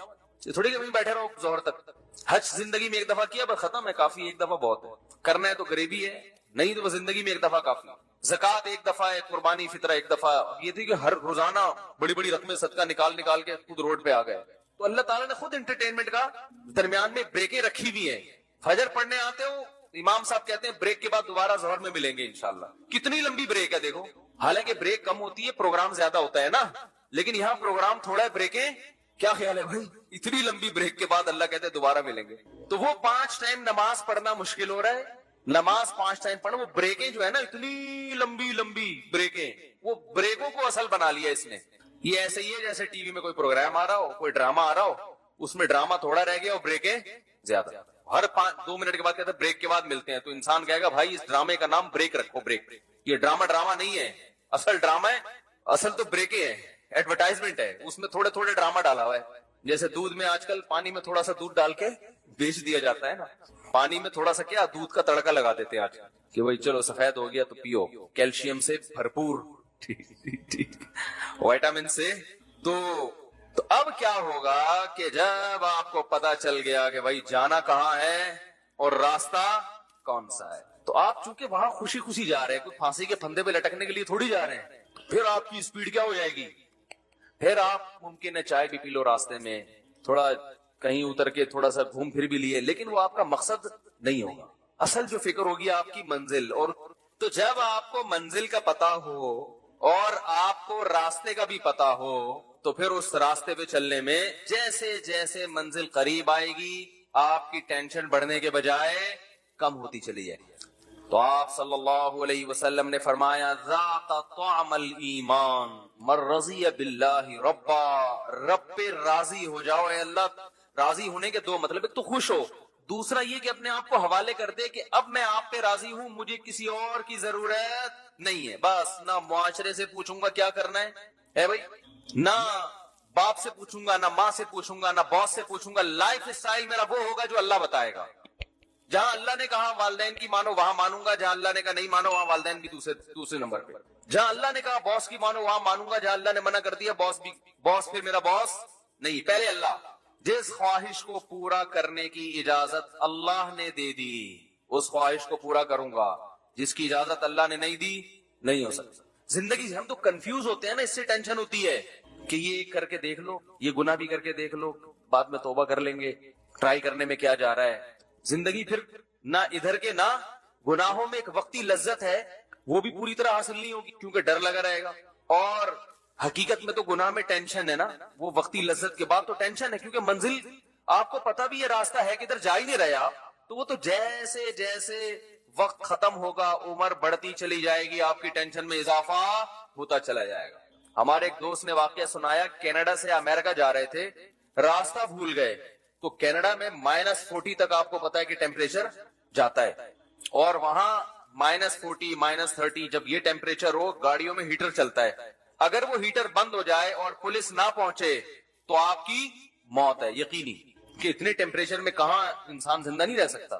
تو بتا رہے ہیں ہم کینیڈا سے امریکہ جا رہے ہیں, راستہ بھٹک گیا, گوگل میپ نے کام کرنا چھوڑ دیا, چاروں طرف برف کے پہاڑ, اور اب گاڑی جو ہے نا کتنی دیر تک اس کا پیٹرول کام دے گا بھائی, وہ تو پیٹرول بھی ختم ہوگا, اور بالآخر ایک وقت ہیٹر آ کے بند ہو جائے, نہ کوئی فون مل رہا ہے کسی کو, کچھ سگنل نہیں آ رہے, میپ کام نہیں کر رہا کہ راستہ کدھر ہے. تو ایسی کنڈیشن میں انسان کی کیا حالت ہوگی آپ سوچیں. اب جیسے جیسے ٹائم, اب وہ وہاں بیٹھ کے پان گٹکا بھی کھا رہا ہے, شراب بھی پی رہا ہے, انٹرنیٹ پر بےہودہ فلمیں دیکھ دیکھ کے ٹائم پاس کر رہا ہے. تو یاد رکھو یہ وقتی ٹائم تو پاس ہوگا, لیکن جیسے جیسے ٹائم گزرتا جائے گا اس کی ٹینشن کم ہوگی یا بڑھے گی. بولو بھائی, اس کو پتا ہے یہ پیٹرول بھی ختم ہو رہا ہے, مجھے اگر منزل کا پتہ نہیں چلا تو یہی برف میرا قبرستان ہے, بڑی اذیت سے موت واقع ہوگی. لیکن انہوں نے چونکہ ہمیں یہ واقعہ سنانا تھا تو اللہ کا فضل ہوا کہ کسی طرح کال لگ گئی ان کی پولیس کو, یا کیا ہوا, وہ پولیس پہنچی, اور اللہ کا شکر وہاں پولیس بھی پہنچ بھی جاتی ہے, یہ بھی ایک بڑی فضیلت ہے وہاں پر. تو وہ پولیس پہنچ گئی, ہمارے یہاں بھی پہنچ جاتی ہے الحمدللہ. تو بھائی تعلقات تو سب سے رکھنے ہیں نا. تو ویسے تو ایمرجنسی میں پولیس پہنچے گی ڈاکو واکو پکڑنے کے لیے, لیکن بہت سے جگہوں پہ پولیس نہیں پہنچتی یہاں پہ, یہ بڑا المیہ ہے. ایسے کئی واقعات ہوئے ہیں جب گھر میں ڈاکو آئے ہوئے ہیں, بندہ بلا رہا ہے پولیس کو, وہ کہہ رہے ہیں اتنی تمیز سے آئے ہیں وہ کہ ڈاکو لوٹ لاٹ کے جا چکے تھے. پھر آگے پوچھ رہے ہیں کیا ہوا, کون تھا, کہاں سے آیا, اوپر سے الگ سے 5,000 روپے لے کے چلے گئے. کیا انسانیت ہے یار, کہ ہم آئے ہیں تمہاری خاطر. ہر طرح کے لوگ ہر جگہ ہوتے ہیں, اچھے بھی ہیں برے بھی ہیں, دونوں چیزیں مارکیٹ میں چل رہی ہیں. ہماری بائک چھن گئی تھی, ہم نے پولیس والوں کو جا کے کہا ڈاکو میری بائک چھین کے بھاگ گئے, تو مجھ سے کہہ رہے ہیں کہ جہاں سے بھاگے ہیں وہ جگہ دکھاؤ. میں نے کہا بھاگے ادھر کو ہے, ان کے پیچھے کہہ رہے نہیں پہلے وہ جگہ دکھاؤ کہاں سے بھاگے. میں نے کہا اتنے تو اور دور بھاگ جائیں گے, وہ کہہ رہے نہیں پہلے وہ جگہ کہ وہ ہمارا تھانہ پڑتا بھی ہے کہ نہیں پڑتا. تو میں نے وہ جگہ دکھائی, انہوں نے کہا ہمارا ایریا نہیں ہے, دوسرے تھانے. تیسرے تھانے میں جا کے میں نے جب رپورٹ کرائی ہے تو وہ پھر میرے ساتھ وہ بھی پہلے وہ جگہ دیکھنے گئے ہیں. میں کہہ رہا ہوں یار ادھر بھاگے ادھر کے, وہ کہہ رہے نہیں ادھر سے, اس چوک سے لے کر ادھر بھاگے, لیکن جدھر سے پکڑا ہے وہاں لے کے جا رہے ہیں. اور اس پولیس موبائل کی پہلے ٹائر پنچر ہوا راستے میں, یعنی جا ادھر کو رہے ہیں جہاں سے بائک چھینی ہے. تو میں موبائل میں بیٹھا پولیس کے ساتھ, کہہ رہے پہلے اس جگہ وہ جگہ دکھاؤ کہاں سے چھینی ہے. اس جگہ جاتے ہوئے راستے میں ٹائر پنچر, پھر وہ پورا ٹائر چینج کیا انہوں نے. اس کے بعد پھر خراما چلے, جیسے دلہن رخصتی کے وقت پہلے زمانے میں جاتی تھی نا, بڑے آرام آرام سے, کہ کہیں پاؤں میں کوئی ورم نہ آ جائے, کوئی کانٹا نہ لگ جائے. پہلے زمانے کی اس لیے بات کر رہا ہوں کہ آج تو بسا اوقات پہلے پہنچی بھی ہوتی ہے, پھر ابا کو بتا دیتی ہے ابا آپ نے نکاح پڑھانا ہے تو بتا دو, ٹھیک ہے. تو اب خراما جا رہے ہیں, وہاں پہنچنے کے بعد پھر مجھے کہا بتاؤ کدھر کو لے کے بھاگے ہیں. میں نے کہا آپ کی بڑا احسان ہے آپ کا اس امت مسلمہ پر اور میرے جیسے حقیر فقیر پر, کہ اب آپ اس طرف بھاگ رہے ہیں, آپ نے تسلیم کر لیا کہ آپ کا تھانہ ہے یا آپ کے ایریا ہے. تو پھر میں بیٹھا, تو پھر وہ ادھر کو گئے, تو اللہ کا فضل تھا اس میں کچھ ایسے لاک واک لگے ہوئے تھے کہ وہ ڈاکو چھوڑ کے انہوں نے کوشش, ان کو 35 منٹ ملے تھے بائک دوبارہ اسٹارٹ کرنے کے لیے. چور لاک تو دائیں بائیں بھی ہو جاتا ہے نا, 35 منٹ, 1 to 5 تھی 0 میٹر, 35 منٹ ان کو ملے تھے بائک دوبارہ اسٹارٹ, بولو بھائی, کرنے کے لیے. لیکن ہماری قسمت اچھی تھی, 35 منٹ میں ان سے وہ چور لاک کھلا نہیں, تو ساری تاریں واریں انہوں نے توڑ دی تھی. تو خیر ہم جب وہاں پہنچے تو ہمیں بائک مل گئی. تو اب رات بہت لیٹ ہو گیا تھا, تو دیر ہو گئی تھی, تو میں نے وہ بائک تھانے میں ہی کھڑی کر دی. میں نے کہا صبح آگے لے جاؤں گا اب میں. تو انہوں نے کہا ٹھیک ہے بھائی صبح آگے لے جائیں. مجھے کہا کہ بائک پیچھے چھپا کے رکھیں, ورنہ صبح کا کوئی بھروسہ نہیں ہے کہ اس کے کچھ پرزے غائب بھی ہو سکتے ہیں. تو بائک کیا کریں, آفیسر اچھا نیک آدمی تھا, تبھی تو میں کہتا ہوں اچھے برے ہر جگہ ہوتے ہیں بھائی, اچھے برے بھی ہوتے ہیں تو اچھے بھی ہوتے ہیں. تو وہ اچھا تھا, اس نے کہا مولوی صاحب ادھر پیچھے نا پولیس والوں سے چھپا کے پیچھے کھڑی کی کہ پولیس والوں کو پتہ نہ چلے. تو ہم نے کہیں پیچھے لے جا کے بائک کھڑی کر دی اپنی. اس نے کہا صبح آ جائے. اچھا اس میں ایک جو ٹائمر لگا تھا نا چور لاک, بالکل ایسے تھا جیسے بم ہوتا ہے نا, اس طرح کا وہ اس میں ریموٹ لگا ہوا تھا, یعنی اس میں تاریں نکلی ہوئی تھی, بالکل شکل ایسی جیسے کوئی بم رکھ کے جاتا ہو. تو وہ مجھ سے کیا ہوا کہ وہیں تھانے میں درخت کے نیچے میرے ہاتھ سے کہیں گر گیا اور وہیں رہ گیا. اب میں چلا گیا تو مجھے خیال آیا یار اسے کوئی تھانے والے کچھ غلط چیز نہ سمجھ رہے ہو, بم نہ سمجھ رہے ہو کہ یار یہ ٹائمر لگا ہوا ہے کیا ہے, اس کی شکل ایسے ہی تھی. تو میں نے کہا یہ مسئلہ نہ ہو جائے, تو میں صبح فوراً آیا نا, اب ڈیوٹی چینج ہو چکی تھی. میں نے کہا میں آؤں گا تو مجھے تلاشی لیں گے, مجھ سے پوچھیں گے مولوی صاحب کہاں جا رہے ہو, کیا ہوا پورا واقعہ, پھر میں بتاؤں گا یہ رکھا ہوا تھا, تو انکوائری ہوگی کون رکھے گیا بھائی, یہ تم تو نہیں رکھے گئے, بم تو نہیں ہے کہیں یہ, تو پھر میں بتاؤں گا نہیں اصل میں رات بائک چوری ہوئی تھی, یہ تھا وہ تھا. تو میں آ رہا ہوں, مجھ سے کوئی پوچھ ہی نہیں رہا. 2 آدمی پولیس والے وہیں کھڑے ہوئے, درخت کے نیچے وہ بم ٹائپ کی چیز رکھی ہوئی ہے. میں گیا آرام سے اٹھا کے لے آیا, کسی نے مجھ سے نہیں پوچھا. میں نے کہا یار سیکیورٹی کا یہ عالم ہے کہ بم رکھ کے جاؤ, نہیں پھٹے تو واپس لے آؤ. اتنی سہولت ماشاءاللہ ہمیں پولیس نے ہے بھائی, بظاہر ایسے ہی لگ رہا ہے. کیا حال ہے بھائی, اور یہ واقعہ بھی ہوگا 2005 کا واقعہ بیان کر رہا ہوں, جب حالات بہت خراب چل رہے تھے. 2004 یا 5 کا واقعہ ہے. میں نے کہا کیا مزے ہیں یار, تھانے میں بندہ جا رہا ہے, وہ پولیس والوں کے سامنے سے ایک چیز اٹھا کے لا رہا ہے, پوچھ ہی نہیں رہے بھائی کیا ہے مولوی صاحب, کون ہو, کہاں سے آئے ہو, کیا اٹھا رہے ہو, کیا رکھ کے جا رہے ہو. وہ تو کچھ بھی نہیں تھا, وہ تو ٹائمر تھا, وہ چور لاک کا, کہ اتنی سیکنڈ کے بعد جو ہے نا وہ لاک خود بخود ہو جائے گا. میں نے کہا بڑے مزے آئے میں یار, لیکن بہرحال ہر طرح کے ہوتے ہیں. وہ بھی تو اچھا تھا نا جس نے مجھے کہا کہ گاڑی پیچھے رکھو, وہ تو حفاظت ہی کر رہا ہے نا, ورنہ وہ پہلے وہی چیزیں نکال لیتا تو کیا ہوتا. خیر جلدی سے بات کو سمیٹ کے ختم کرتا ہوں. تو بھائی اللہ کو پہ راضی ہو جائیں اللہ ہونے کے لحاظ سے, کہ ہمیں رب چاہیے تھا جو ہمیں الحمدللہ مل گیا, لیکن اس سے بات مکمل ہوتی نہیں ہے. رب کے بعد ہمیں چاہیے ہوتا ہے کہ رب کو تو بہت سی دنیا مانتی ہے, لیکن رب نے کس کو نمائندہ بنایا یہ بتانے کے لیے کہ رب کا پیغام پہنچائے گا کون. تو اس کے لیے محمد صلی اللہ علیہ وسلم پہ راضی ہو جائے کہ نبی صلی اللہ علیہ وسلم, محمد صلی اللہ علیہ وسلم کے علاوہ کسی کی بات کو اللہ کی طرف منسوب نہیں کروں گا. پتھر پہ لکیر بن جائے گا نبی کا فرمایا ہوا. جب کہہ دیا غلط ہے تو غلط, جب سود کو حرام کر دیا تو حرام ہے. جب نبی نے کہہ دیا داڑھی بڑھاؤ مونچھیں گھٹاؤ تو داڑھی بڑھانا ہے. اب اس میں مختلف قسم کے جدید پروفیسروں کی باتوں میں آ کے کہ ایکچولی یوں تھا تو ایکچولی یوں تھا تو اصل میں تو اس زمانے میں, اور بھائی نبی کا حکم ہے. جب کہہ دیا کہ نظر کی حفاظت کرو تو نظر کی حفاظت کرنی ہے. جب کہہ دیا کہ سودی بینک میں جاب حرام ہے, سود کا لکھنے والا, سود کا دینے والا, سود لینے والا, سود پہ گواہ بننے والا, چاروں پر لعنت ہے. تو بھائی سودی بینک میں آپ کے لیے جاب کا آپشن ختم ہو گیا, بس ختم. بحث کر کر کے اپنی عمریں ضائع مت کرو. عورت پہ پردہ فرض ہے تو اس کا مطلب فرض ہے. اب وہ اس بحث میں ایکچولی اس زمانے میں تو یہ تھا, تو اس زمانے میں ٹائم ضائع کرنے کے علاوہ کچھ بھی حاصل نہیں ہوگا. نماز فرض ہے, روزہ فرض ہے, زکات, روزہ فرض کا مطلب کل پیپر دینا ہے تو بھی فرض ہے.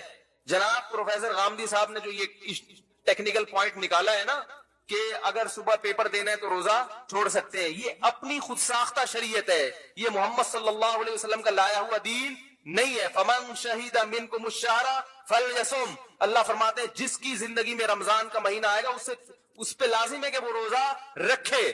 صرف مسافر مریض کو رخصت دی, اس کے علاوہ کسی کو رخصت نہیں ہے. تو رکھنا پڑے گا آپ کو. نماز پڑھنی ہے ہر قیمت پہ. بیمار ہو, کیسے خواتین شاپنگ کرنے جاتی ہیں نماز چھوڑ دیتی ہیں, جہازوں میں نمازیں چھوڑی جا رہی ہیں, بیمار ہو گئے نمازیں چھوڑی جا رہی ہیں, ابا کی طبیعت چونکہ خراب ہے تو نماز, بھائی اللہ نے آپشن نہیں رکھا ہے نماز چھوڑنے کا, پڑھنی پڑے گی آپ کو. بیمار ہو, فالج میں آ گئے, شوگر میں آ گئے, کچھ بھی ہو, طریقہ آسان کر دیا بھائی. کھڑے ہو کے نہیں پڑھ سکتے, بیٹھ کے نہیں پڑھ سکتے, لیٹ کے پڑھو. قضا کرنے کا آپشن نہیں ہے. تو ہم چونکہ کنفیوز ہے نا, کرنا ہے کہ نہیں کرنا ہے, تو کنفیوز آدمی کسی بھی چیز میں مطمئن نہیں ہوتا. آپ لاہور جا رہے ہیں, آپ کہہ رہے ہیں چلو پہلے کھانے وال جاؤں یا پہلے لاہور جاؤں یا پہلے کوئٹہ کی چکر لگا لوں, تو اور گاڑی اس سٹائل میں ڈرائیو کر رہے ہو تو گاڑی کی سپیڈ بولو بھائی ہوگی 5ویں گیئر میں ڈالو گے ہی نہیں. آپ یہی سوچتے رہو گے یار پشاور مناسب رہے گا یا لاہور مناسب رہے گا, یا تو دونوں ایک ہی راستے پہ آ رہے ہو نا, پھر تو ٹھیک ہے. دونوں کا راستہ اگر الگ الگ ہے تو آپ کو کسی بھی سفر میں مزہ نہیں آئے گا. ہم اسلام کو فالو کر رہے ہیں اور اسلام کے علاوہ کفر کا راستہ وہ بالکل اپوزٹ ہے. دونوں راستوں پہ چلنا چاہتے ہیں تو کسی بھی راستے پہ چلنے کا مزہ نہیں آئے گا. تو ایک چیز پہ ڈٹ جائے, من رضی باللہ ربا, اے اللہ تو میرا رب ہے, بس میں اس پہ مطمئن ہو گیا. جو تو کہے گا وہ حرف آخر. وبالاسلامی وبی محمد النبی اور وبالاسلامی دینا, اور نبی صلی اللہ علیہ وسلم جو دین لے کر آئے ہیں اس کا نام کیا ہے؟ بولتے کیوں نہیں بھائی؟ اسلام. بس اسلام, اسلام کے علاوہ کوئی آپشن نہیں ہے. سمجھا پا رہا ہوں اپنی بات؟ پھر مزہ آئے گا اسلام کا انشاءاللہ, پھر ایسا ٹیسٹ ہے نا اسلام میں, ایسی لذت ہے کہ انسان دنیا چھوڑ دے اسلام چھوڑنے کے لیے تیار نہیں ہوگا. ایسی لذت اللہ نے رکھی ہے اسلام میں, اور لوگوں نے قربانیاں دی ہیں. رسول اللہ صلی اللہ علیہ وسلم نے فرمایا کان ممن کان قبلکم یؤخذ الرجل فیحفر له فی الارض فیؤتى بالمنشار فیوضع على مفرق راسه ثم يجعل شقین ولا يصده ذلك عن دینی. فرمایا پچھلی امتوں میں ایک شخص کو جو اسلام پہ چلتا تھا لایا جاتا تھا, اس کے لیے گڑھا کھود کے اس کو اس میں آدھا دفن کیا جاتا, پھر ایک آڑا لا کے اس کے سر کے بیچ میں رکھ کے اس کے 2 ٹکڑے کر دیے جاتے, مگر وہ اسلام چھوڑنے کے لیے تیار نہیں ہوتا, کیونکہ نیچر ہے نا انسان کی فطرت ہے یہ. پھر اس پہ جب آپ چلو گے تو آپ کو خوش رہنے کے لیے گٹکوں کی ضرورت نہیں پڑے گی, زنا کی ضرورت نہیں پڑے گی, ڈراموں فلموں کی ضرورت نہیں پڑے گی. آپ کہہ سکتے ہو ہم تو نماز پڑھتے ہیں مزہ نہیں آ رہا. بھائی پہلے عادت تو ٹیسٹ گین کرنا پڑتا ہے نا. دیکھو یہ جو کمپنیاں نئی نئی پروڈکٹ جب ان کی مارکیٹ میں آتی ہیں تو لوگوں کو اس کا عادی بنانے کے لیے فری میں بانٹتی ہیں, کہتے ہیں نا تھوڑا ٹیسٹ گین ہونے. کتنی لذیذ چیز ہو, پہلی دفعہ لذیذ نہیں لگتی انسان کو, وجہ اس کی ہے کہ اپنی عادت خراب کر دی اس نے. شہد مزے کی چیز ہے, اچھا لگتا ہے آج کل بچوں کو, چاکلیٹوں میں زیادہ مزہ ہے, شہد پلاؤ مزہ ہی نہیں آئے گا, پی جائیں گے. دیسی گھی پلاؤ, حالانکہ لذت کس میں ہے بھائی, دیسی گھی میں. ہمیشہ سے کھاتے آ رہے لوگ, مرتے ہیں دیسی گھی پہ, ملتا نہیں. دودھ میں لذت ہے, وہ نہیں پیئیں گے, چائے پیئیں گے اس کی جگہ. تو آپ نے اپنا ٹیسٹ چونکہ خراب کر دیا ہے تو کچھ دن ٹیسٹ گین, بولتا کیوں نہیں یار, کیا ہوگا, کرنا پڑے گا. کچھ تھوڑا سا عادت ڈالنی پڑے گی, پھر مزہ آئے گا. آپ کو پتا ہے زیتون ہمارے یہاں نہیں کھایا جاتا, لوگ کہتے ہیں پتہ نہیں عجیب سا کھائے نہیں آ رہا, حالانکہ وہ زیادہ مزے کا ہے. جن کو زیتون کی عادت ہے وہ یہ تیل نہیں کھا سکتے, وہ تو پیتے ہیں بوتلیں بھر بھر کے زیتون کی. تو ہمارا ٹیسٹ منہ کا خراب ہو چکا ہے, ہمیں زیتون اچھا نہیں لگ رہا, میں دیسی گھی اچھا نہیں لگ رہا, میں دیسی انڈا اچھا نہیں لگ رہا آج کل, دیسی مرغی اچھی نہیں لگ رہی, دمبے کا گوشت, دمبے کی چربی اچھی نہیں لگ رہی. اب بولیں گے کیا مثالیں دے رہے بھائی ہیں, تو ہو گیا, کمپلیٹ ہو گیا. اچھا 2-3 منٹ ہے, وہ چندہ وندہ کر رہے ہیں نا, انہوں نے کہا پہلے کیا کرو ورنہ لوگ بھاگ جاتے ہیں. ہاں سنت کی نیت بات. تو ٹیسٹ گین کرنا پڑتا ہے. کسی بھنگی کو پہلی دفعہ نہلاؤ وہ بے ہوش ہو جائے گا کہ یار یہ کیا, میں صاف ستھرا کیوں ہو گیا ہے, یہ کیا ہو گیا, بدبو ہی نہیں آ رہی. اور بھائی کچھ دن نہا دھو کے سفید کپڑے خوشبو لگا کے اس کو گن پوائنٹ پہ اس کو سروس کروانی پڑے گی تھوڑے دنوں تک. اس کے بعد اس کو اس میں اتنا مزہ آئے گا, وہ کہے گا یار اس گوبر میں تو بدبو تھی, مزہ تھوڑی تھا. تو کچھ تبلیغ والے چلہ لگواتے ہیں جماعت میں کہ 40 دن انسان کسی چیز کو پراپر کرتا ہے تو اس کی عادت پڑ جاتی ہے. اس لیے کہتے ہیں بھائی تبلیغ میں نکل کے چلہ تو لگاؤ نا. اب بہت سے لوگ کہتے ہیں وہ چلہ لگایا وہ بھی انسان کا بچہ نہیں ہے. تو بھائی وہ 40 سال اس نے گند میں گزار دیے تو چلے کا وہ اثر ہوا نہیں اس کے اوپر. اس کا یہ مطلب نہیں کہ چلے کی اہمیت کم ہے, اس نے تو کچھ نہ کچھ سیٹنگ کی ہے, لیکن وہ بھی ایک حد تک کر سکتے ہیں نا. اس کے لیے پھر کہتے ہیں بھائی 4 مہینے لگا لو, 3 چلے لگاؤ, تمہارا ایک چلے سے سیٹنگ پہ آنے والے نہیں ہو. پھر اس میں اس پر بھی مدار ہوتا ہے کہ چلہ کن لوگوں کے ساتھ لگا رہے ہیں. اگر جن کے ساتھ لگا رہے ہیں وہ سارے ایک ہی جیسے ہیں تو وہ چلہ وہ 4 مہینے بھی لگا لو گے تو وہ فائدہ نہیں ہوگا. صحبت کن لوگوں کی ہے, ایسے لوگوں کے ساتھ جو نیک ہیں, عبادت گزار ہیں, راتوں کو اللہ سے اٹھ کے مانگنے والے ہیں, اپنے وقت کو ضائع نہیں کرتے, ان کے ساتھ سہروزہ لگاؤ گے تو وہ عام آدمی کے ساتھ چلے کے برابر. تبھی تو صحبت کی بڑی اہمیت اسلام میں ہے. صحابہ صحابی کیوں بنے, نبی کی صحبت اٹھائی ہے. علم تو بہت سے تابعین کے پاس صحابہ سے زیادہ تھا. بعض تابعین اتنے بڑے عالم گزرے کہ صحابہ بھی ان کی مجلس میں بیٹھا کرتے تھے, لیکن درجہ کس کا زیادہ ہے, کیونکہ بھائی صحبت نبی کی اٹھائی ہے. تابعین کا درجہ زیادہ ہے یا آج کسی عالم کا؟ بہت سے تابعین عالم نہیں تھے, مقام بڑا کیونکہ انہوں نے کس کی صحبت اٹھائی, صحابہ کی. تو اہل اللہ میں کس کی صحبت میں آپ تبلیغ میں وقت نہیں لگا سکتے, کسی خانقاہ میں کسی اللہ والے کے پاس جا کے بیٹھ جاؤ, کچھ ٹائم ان کے ساتھ گزارو گے تو پھر آہستہ آہستہ انشاءاللہ ٹیسٹ گین ہونا شروع ہو جائے گا. سمجھ میں آیا؟ تو یہ ہے اسلام کی لذت اور اسلام کا ذائقہ. پھر اسلام سے پیچھے ہٹنا آسان نہیں ہوگا انشاءاللہ. اور اگر کبھی غلطی ہو جائے تو توبہ کا دروازہ کھلا ہے, بعض دفعہ غلطی بھی ہو جاتی ہے انسان. اللہ تعالی